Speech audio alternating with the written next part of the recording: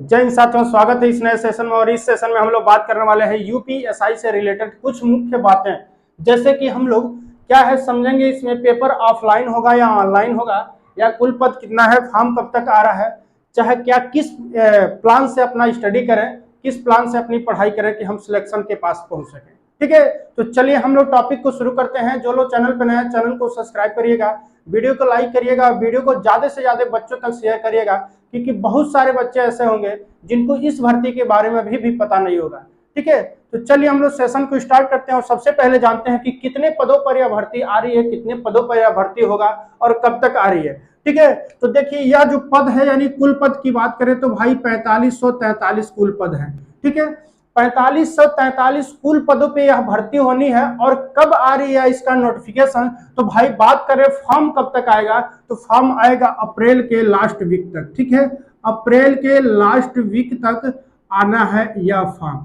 जैसा कि आप लोग यहाँ पे देखिए सरकारी रिजल्ट से स्क्रीनशॉट करके हम आपको दिखा रहे हैं, वहां पे ये चीज शो कर रहा है कि अप्रैल के लास्ट वीक में आएगा। ठीक है, अप्रैल के लास्ट वीक में आना है। अगर एक दो दिन चार दिन लेट हो रहा है तो भाई मई के फर्स्ट वीक में आ जाने हैं, लेकिन यह फॉर्म अप्रैल के लास्ट 100% मान के चलेगा कि देखने को मिल जाएगा। क्योंकि बहुत से बच्चे क्या कर रहे होंगे, आपको गुमराह कर रहे होंगे, आपको इधर उधर भ्रमित कर रहे होंगे कि आप अपनी तैयारी न करें, आप अपनी तैयारी से दूर रहें और उनका सिलेक्शन हो जाएगा। फिर इनकी तैयारी तो भाई चालू हो गया होगा।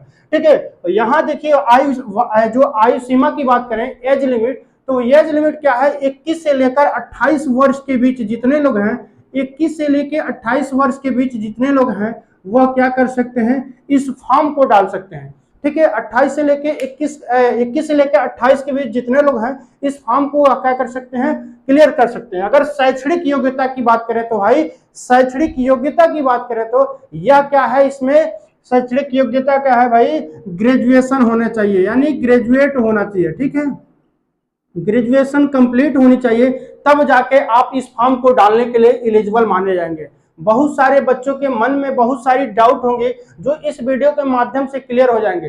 ठीक है, बहुत सारे बच्चे ऐसे भी होंगे जो यूपीएसआई चाहे कोई भी भर्ती के परीक्षा में पहली बार बैठने वाले होंगे, इस भर्ती का इंतजार कर रहे होंगे। तो उन सभी साथियों के लिए यह रामबाण क्लास होने वाला है, क्योंकि हर एक चीज हम बताएंगे और यह भी बताएंगे कि आप लोग के लिए सबसे बेस्ट। भाई कोई बुक का हम प्रमोशन नहीं करेंगे, चाहे किसी बुक से कोई वो नहीं है, लेकिन हम यहाँ बताएंगे कि आपके लिए कौन सा बुक सबसे बेस्ट होगा, एकदम स्टैंडर्ड बुक कौन सा होगा जिससे आप अपनी तैयारी को बेहतर कर सकें।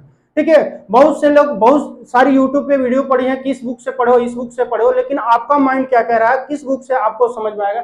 लगभग एक दो बुक हम बताएंगे जिससे आप क्या कर सकते हैं, आप अपनी तैयारी को जबरदस्त कर सकते हैं। ठीक है, चलिए यहाँ पेपर ऑनलाइन होगा या ऑफलाइन होगा, उस सबसे मेन टॉपिक मेरा क्या है, पेपर ऑफलाइन होगा या ऑनलाइन होगा। तो हम दो से तीन स्क्रीनशॉट है जो भर्ती पिछली जो 2023 में कुछ भर्तियां आई थी यूपी पुलिस में, यहाँ पे हम दिखा रहे हैं। सबसे पहले ए वाला है, उसके बाद दूसरा ए वाला है और तीसरा क्या है, यहाँ पे आपको दिख रहा होगा। तीनों भर्ती में क्या है, तीनों भर्ती में लिखा हुआ है साफ साफ तौर पे कि पहली बार जब नोटिफिकेशन आया उसमें लिखा है, उस नोटिफिकेशन में लिखा कि जो पेपर होगा वह ऑनलाइन मोड में होगा, लेकिन अभी उसका क्या होगा, अभी उसको सुधार करके यह चीज लिख दिया गया है कि जो ऑनलाइन लिखा गया था उसको अब ऑफलाइन पढ़ा जाए और पेपर भी क्या होगा, ऑफलाइन ही होगा।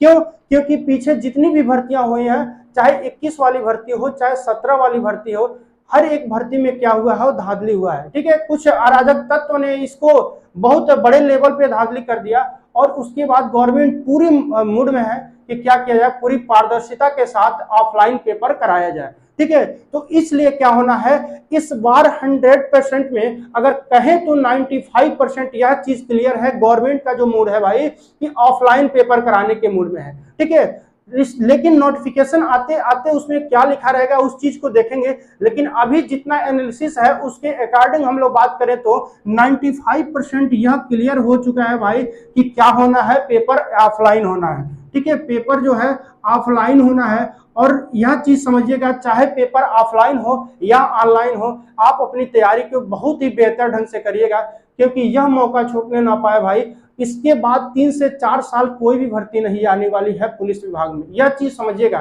50 60 100 200 400 पदों की भर्ती अगर किसी विभाग में हो भी गई, लेकिन इतनी बड़ी बड़ी भर्तियां क्या है, 4543 पोस्ट यूपीएसआई के लिए भाई, उसके बाद 19,000 क्या है, कांस्टेबल के लिए, जेल वार्डन के लिए भी भर्ती आई। इसके पीछे 60,244 यूपी पुलिस सिविल जो पुलिस है उसकी भर्ती हुई। तो इतनी बड़ी बड़ी भर्तियां आ रही हैं भाई। इसके बाद 3 से 4 साल जब तक रिक्त नहीं होंगे पद, वह तब तक क्या होंगे, आएगा नहीं। तो 3-4 साल कोई भी भर्ती आने वाली नहीं है। आप अपनी तैयारी को यही इतना बेहतर तरीके से, इतने मजबूत तरीके से कर लीजिएगा कि आप अपने एक सीट पक्का कर लीजिएगा। ठीक है, यहाँ देखिए सिलेबस की बात करें तो भाई सिलेबस क्या क्या है। सिलेबस है हिंदी, सबसे पहले तो इसमें हो जाता है भाई हिंदी। और हिंदी सभी यानी राज्य स्तरीय कोई भी परीक्षा हो रही है उस सभी परीक्षा में हिंदी सबसे अहम रोल अदा करता है। हर एक एग्जाम में अगर नंबर की बात करें, जो बोनस करके आता है वह हिंदी से आता है। हर एक बच्चा हिंदी में इंटरेस्ट रखता है और हिंदी सबको लगभग आती है। तो हिंदी हो जाता है। इसके बाद भाई मैथ होता है, और मैथ के बाद क्या हो जाता है, रीजनिंग हो जाता है। ठीक है, रीजनिंग होता है। और रीजनिंग के बाद भाई क्या होता है, जीके, और जीके के साथ मूल विधि। ठीक है, मूल विधि। ठीक है, जो पॉलिटी, यह सब से क्या होता है, कितने कितने प्रश्न आते हैं उस चीज को हम लोग समझेंगे। ठीक है, अब देखिए हिंदी से आते हैं आपके प्रश्न कितने, 40 प्रश्न, और मैथ से भी कितने आते हैं, 40 प्रश्न। ठीक है, रीजनिंग से भी 40 प्रश्न, और जीके मूल विधि से कितने प्रश्न, 40 प्रश्न। मैक्सिमम नंबर ऑफ क्वेश्चन की बात करें तो भाई 160 क्वेश्चन आपको पूछे जाएंगे, और इसके लिए नंबर दिया जाएगा भाई, इसके लिए यानी 100 अंक, यानी हिंदी के लिए 100 अंक मैक्सिमम, और यहाँ पे मैथ के लिए 100 अंक, और यहाँ पे रीजनिंग के लिए 100, और जीके और मूल विधि के लिए भाई 100, यानी 400 नंबर का पेपर होगा। और यही 160 प्रश्न होंगे। अगर एक क्वेश्चन की बात करें तो एक क्वेश्चन भाई आपका होगा 2.5 यानी 2.5 अंक के होंगे। ठीक है, इसके लिए टाइम ड्यूरेशन की बात करें तो टाइम भाई होगा आपको 2 घंटे, और 2 घंटे में आपको क्या करना होगा, यह पेपर आपको हल करना होगा। चाहे ऑफलाइन हो या ऑनलाइन मोड हो, ऐसा नहीं है कि इसमें 2-4 मिनट एक्स्ट्रा मिलता है कि आपको पेपर पढ़ने भर का टाइम रहता है, ऐसा कुछ नहीं है। यहाँ पे 2 घंटा क्या मिलेंगे आपको, टाइम मिलेंगे। हर एक देखिए यहाँ पे सबसे बड़ी बात हो जाती है, बहुत सारे बच्चों के मन में एक डाउट होगा कि क्या इसमें निगेटिव मार्क होता है। तो भाई निगेटिव मार्क के ऊपर बात कर ली जाए तो देखिए सबसे बड़ा मुद्दा यही हो जाता है कि क्या निगेटिव है, क्योंकि जब आप एग्जाम हॉल में बैठते हैं और पेपर को हल करते समय यह चीज लगता है भाई इस प्रश्न को हम टच कर रहे हैं तो क्या मेरे मार्क कटेंगे। जो ओरिजिनल मार्क है भाई, जो हम लोग सही क्वेश्चन कर चुके हैं उसका क्या नंबर कट जाएगा क्या। बिल्कुल इसमें ऐसा नहीं होता है। निगेटिव मार्क के तौर पे क्या करता है, सेक्शन कट ऑफ, आप लोग समझ रहे होंगे सेक्शन कट ऑफ में क्या होता है। यहाँ पे हिंदी की बात करें तो हिंदी से 30%, रीजनिंग से 30, मैथ से 30%, यानी इन चारों सब्जेक्ट से 30% आपको लाने होंगे। और ओवरऑल की बात करें तो 50% लाने होंगे, यानी ओवरऑल की बात करें तो भाई 50%। यहां तक आप लोग समझ रहे होंगे कि ओवरऑल 50, और क्या है, हर एक सेक्शन से यानी हिंदी वाले सेक्शन से, मैथ वाले सेक्शन से, और रीजनिंग और जीके मूल विधि से 30% कम से कम लाने होंगे, तब जाके आप इस वहां पे क्वालिफाई माने जाएंगे। उसके बाद भाई अभी कटाव बनता है। इस सेक्शन को आप क्या कर सकते हैं, पार जब कर लेंगे उसके बाद कटाव बनता है। अगर कटाव के अंदर आते हैं तब आपको क्या होगा, फिजिकल के लिए बुलाया जाएगा, आपको फिजिकल के लिए कॉल किया जाएगा।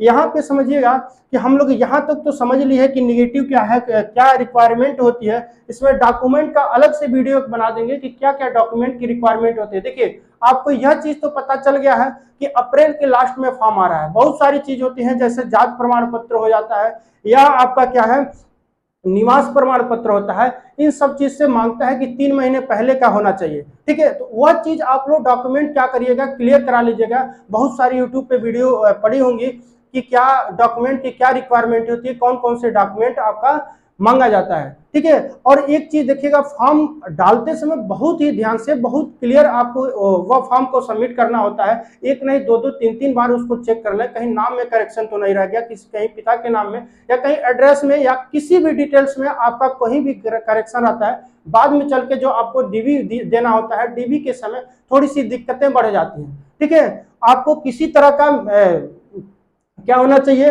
मिस्टेक नहीं करना है, और अपने फॉर्म को बहुत ही अच्छे तरीके से क्लियर करके डालिएगा। देखिए अब हमारा मेन टॉपिक हो जाता है भाई मास्टर स्टडी प्लान क्या होना चाहिए। एक मास्टर स्टडी प्लान के तहत यूपीएसआई का तैयारी करना चाहिए। देखिए क्या है कि लगभग अगर यूपीएसआई की बात करें तो थोड़ा लेवल स्टैंडर्ड होता है। क्या है यहाँ पे आप लोग जो ये चीज देख रहे हैं जीके और मूल विधि, लगभग इससे जो प्रश्न बनते हैं पीसीएस लेवल के प्रश्न बनते हैं भाई। ठीक है, पीसीएस लेवल के प्रश्न बनते हैं। आप एक बार 2021 वाला और उसके पहले 2017 वाला जो भी भर्तियां हुई हैं उसके प्रश्न उठा के एक बार देखना, आप बहुत ही हल्के में ले रहे होंगे, बहुत ही इसको कम समझ रहे होंगे। तो इसलिए आप इसको बहुत ही हल्के में ना लेके सीरियस मोड में होकर पढ़ाई करिएगा, क्योंकि यूपीएसआई का एक सीट के लिए 6 महीने तक की आपकी मेहनत रहता है और एक एक प्रश्न पे 20 बार प्रैक्टिस रहना चाहिए। क्योंकि देखिए करने को तो सब लोग बहुत सारे प्रश्नों को बहुत कर लेंगे, लेकिन वहां पे क्या होता है कम टाइम में ज्यादा प्रश्नों को कवर करना। ठीक है, यहाँ पे देखिए किस विषय पे ज्यादा फोकस करें, तो मेरा जहां तक मानना है भाई आप अपने जीएस और मूल विधि वाले पोर्शन पे क्या करें, आप अपने जीएस और मूल विधि वाले पोर्शन पे सबसे विशेष करके ध्यान देंगे, क्योंकि यहां से जो प्रश्न बनते हैं भाई बिल्कुल हिलाने वाला प्रश्न बनता है। आपको बहुत ही बेहद बहुत ही अच्छे तरीके से तैयारी रहेगा, तब जाके यहाँ पे आपके थोड़ा बेस्ट स्कोर बनने शुरू हो जाते हैं। तैयारी किस किताब से करें, देखिए भाई तैयारी की बात करें तो यहाँ पे 2-3 बुक है। जैसे हिंदी में मान लीजिए, हिंदी का देखिए लूसेंट तो एक हो जाता है, ठीक है, एक तो लूसेंट हो जाता है। आप सभी को पता होगा बहुत सारे बच्चे किसी भी वनडे एग्जाम की तैयारी करते हैं तो क्या होता है लूसेंट से पढ़ते हैं। उसके बाद एक आदित्य पब्लिकेशन का होता है। मैथ की बात कर ले तो एसटी यादव वाला हो गया, एसटी यादव। और उसके बाद रीजनिंग की बात करें तो भाई रीजनिंग देखिए, रीजनिंग दृष्टि के जो भी बुक आते हैं उस वनडे के लिए वह सबसे बेस्ट होगा आपको यूपीएसआई के लिए। ठीक है, और जो मूल विधि की बात करें तो भाई वह भी दृष्टि वाला ही लगभग सही रहता है। ठीक है, तो आप लोग अपने अकॉर्डिंग किताब को 1-2-3 किताब का नाम है भाई उसको सेलेक्ट कर लीजिएगा। और किसके लिए, जैसे इसका जो मूल विधि है भाई एक परीक्षावाड़ी का भी आता है, सबसे बेस्ट होता है जो परीक्षावाड़ी वाला, वह चीज को आप लेके उसको एक बार क्लियर पढ़ लेंगे। चाहे जो भी बुक हो, चाहे जो भी क्लास हो, चाहे किसी भी क्लास से आप लोग पढ़ रहे हैं, किसी भी ऑनलाइन स्टडी क्लास से पढ़ रहे हैं, तो जो भी है उससे पढ़ रहे हैं, किसी भी क्लास से पढ़ने का मतलब भाई आपका डेडिकेशन एकदम फोकस मेन क्या होना चाहिए, सब्जेक्ट पर उसके प्रति उस तरह का लगाव होना चाहिए कि कोई भी प्रश्न हमसे बचने ना पाए। ठीक है, पूरे लगन के साथ अपनी तैयारी को करना पड़ता है। ठीक है, तो चलिए यहाँ तक की पूरी जानकारी थी कि भाई पेपर ऑनलाइन होगा या ऑफलाइन होगा, सारी बातें हो गई। अगर इसके बारे में कोई भी बीच में अपडेट आता है तो हम आपके सामने लेके आएंगे, चाहे नोटिफिकेशन आएगा तब आपके सामने लेके आएंगे, सारा प्लान लेके आएंगे। तब तक के लिए धन्यवाद।